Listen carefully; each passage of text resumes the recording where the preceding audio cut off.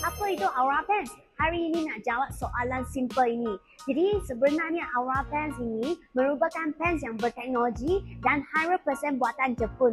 Kenapa kata Aura Pens adalah pens yang berteknologi? Ini disebabkan kerana pens ini mempunyai teknologi Kodenshi Fiber.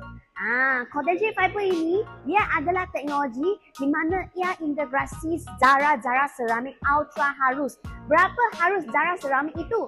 Iaitu 0.3 mikron sahaja.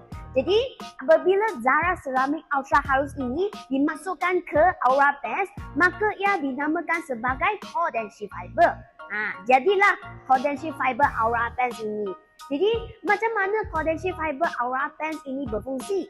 Apabila kita pakai Aura Pens, pens itu akan direct ataupun sentuh, direct terus sentuh kulit kita kan. Jadi ia akan menyerap suhu tubuh kita dan melepaskan sinaran inframerah jauh kepada badan kita. Untuk apa? Untuk melancarkan peredaran darah. Jadi salah satu fungsi bagi Aura Pens adalah melancarkan peredaran darah kita. Apabila darah kita dapat mengalir dengan lancar kan, maka kita punya badan pun akan rasa lebih sihat. Kerana apa? Kerana kaki sihat, maka badan pun cergas. Itu sahaja penerangan simple tentang apa itu Aura Pens.